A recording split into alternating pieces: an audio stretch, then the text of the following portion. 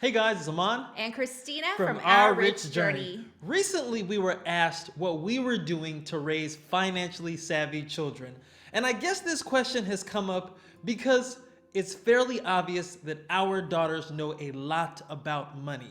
In fact, they have their own YouTube channel. They share with you how much money they've been saving in their custodial accounts. And the last time I checked, it was over $25,000. So, what have we done that has been so special that has resulted in our daughters being financially savvy at age 12 and 14?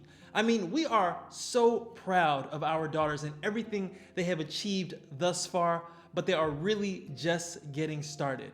Because when you talk about raising financially savvy children, at least for us, it's more than just that. What we're talking about is generational wealth, and it starts with them. And I love the concept of generational wealth starting with your children because Aman and I have amassed over $2 million. Eventually, our portfolio and our wealth is going to go to our children. And we have equipped our girls to know how to handle that money so that they can also grow that money and leave it on to their kids. That is the idea of generational wealth, the financial literacy behind understanding how to grow your wealth so that you're not squandering it after the next generation. So, one of the benefits of our journey towards financial independence was our children also learning about money. They were involved in the process. They were absorbing every conversation that we had about making more money, saving more money, and investing more money. And so in this video, we want to share with you some of the things that we've done in order to instill this knowledge into our daughters so that they can grow up to be financially savvy adults. Our first tip, and we think it's the most important, is to not underestimate what children can absorb from a financial standpoint. We have had conversations with our daughters about every imaginable money topic, and we don't hold back. Because children are like sponges, and even at the youngest age, just by planting the seeds in them, we've been able to see this knowledge grow. So if we're talking about credit scores, if we're talking about debt, if we are talking about investing in the stock market, we don't hold back. Because what we found is that our daughters are inquisitive. When we get into these subjects that may seem complex, they ask the right questions. And this is an exercise in critical thinking that we love to see our children undertake, especially when it comes to money, because it is a process, it is a habit that they will use for the rest of their life.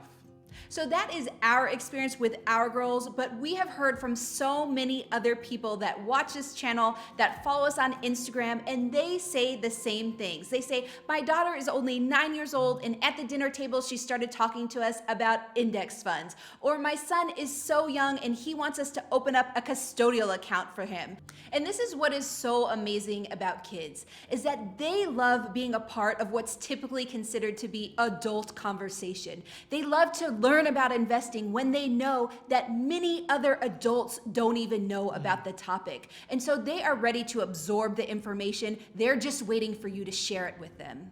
So our next tip is to talk about money casually. Talk about it like you would any other conversation with your kids and do it in a relaxed setting. So for us, one of the greatest parts of the day is having dinner as a family. We all sit around at the table, we remove all electronics, and we talk about everything and anything there is to talk about, including money. And so we just mix it in with everything else. And I am pretty sneaky at doing this, in fact, because I'll make dinner one night and I'll say, I was able to make this whole dinner for less than $10. And I challenge anyone else at this table to be able to do this tomorrow.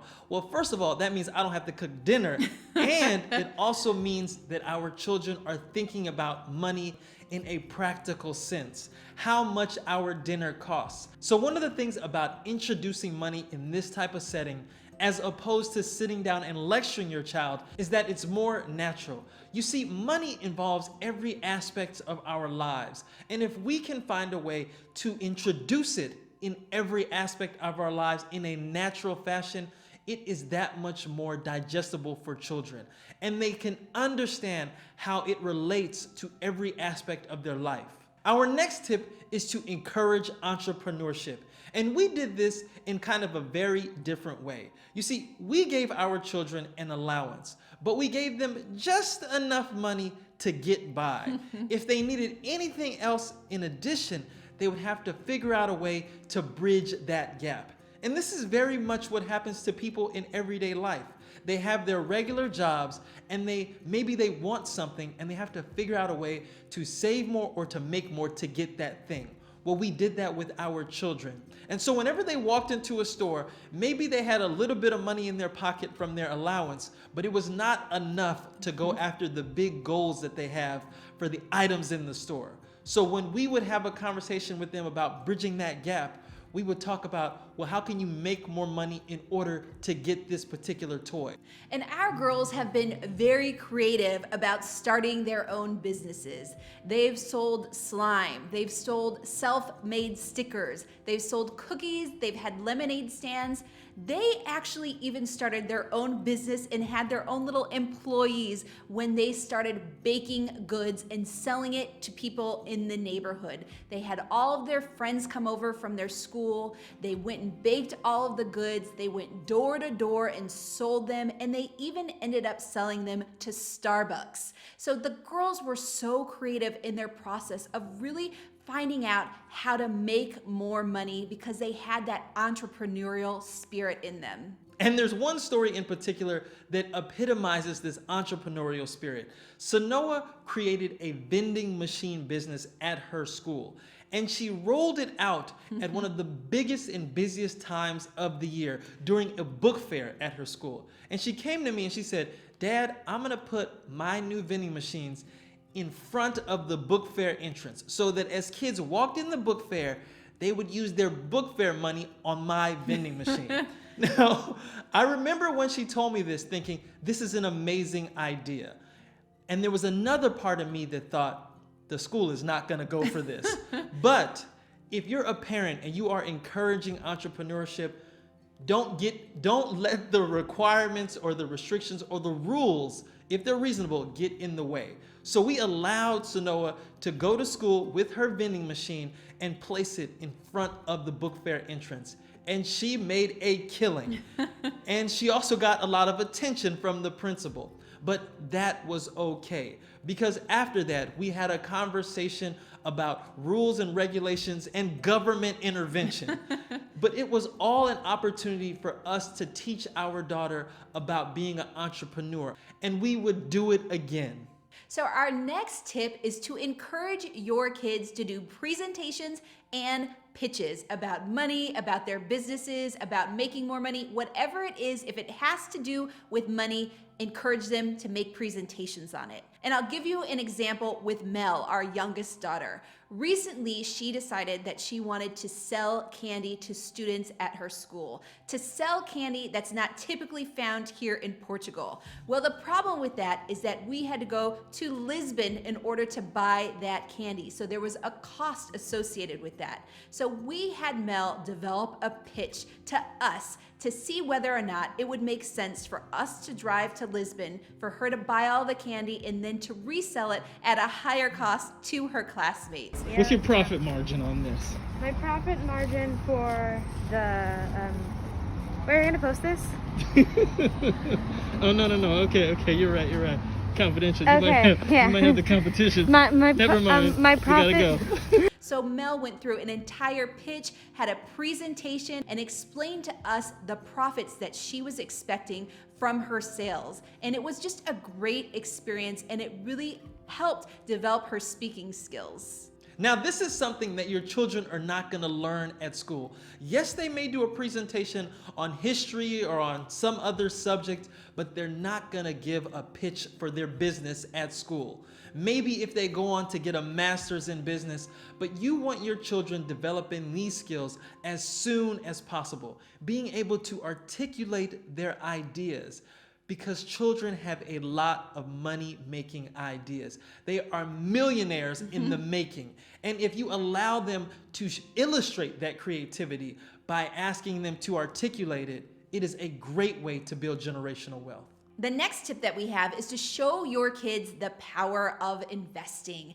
And for us, the way we did this was we created custodial accounts for our girls, and we invested the money that they made from their side hustles, from allowances, from money that they got for their birthday. We put that money into their custodial accounts, and they learned about investing that way. And more importantly, they were able to watch their money grow. This is a great opportunity to teach your kids about money by getting them involved in investing as soon as possible. If you guys have been watching our channel, we first introduced our daughter's custodial accounts to you guys about 2 years ago. We checked it recently, and they have over $25,000 between the both of them in their custodial accounts. And that is mostly because of the returns that they've gotten in the stock market. Because they've seen their money grow like this, they understand the power of long-term investing. And in a way, they understand patience. There are so many lessons that you can instill in your children when you get them involved in investing. And our last tip, and this is an ode to our parents, is that you should be telling your children that every generation is supposed to improve upon the generation before them. And my dad would always tell me that he wanted his sons to be better off than what he was. So even though he didn't teach us about money, he instilled in us a lesson that was very valuable, is that you should be improving upon where you came from, but you should also respect where you came from. And so we tell our children this all the time. Christina and I have achieved something amazing. We have achieved financial independence, but you guys are gonna go on and do bigger and better things. And this is a lesson that every parent should be giving their children. And for us, this really comes from love. We understand and we want our girls to be better than us. We are not in competition with our children. If they can strive, if they can do better than us, that is something that we encourage, and that's something that we look forward to, because that is how you build that generational wealth. You give your kids the tools that you had and the lessons that you've had, and you also teach them about the mistakes that you've had so that they can learn from those mistakes and not make them, so that they can become the better generation. So those are our tips for raising financially savvy children. If you have been watching all of our videos, you know that all of our videos come from our own experience. We share what's worked for us. You guys all have your own unique experiences. You have children with different personalities. So we're just sharing what worked for us. Hopefully they work for you, or you can start brainstorming other ideas of how to introduce money and investing topics to your children so that you can build that generational wealth also. So remember, if you like this video, just give us a thumbs up, subscribe to our channel, and join the journey.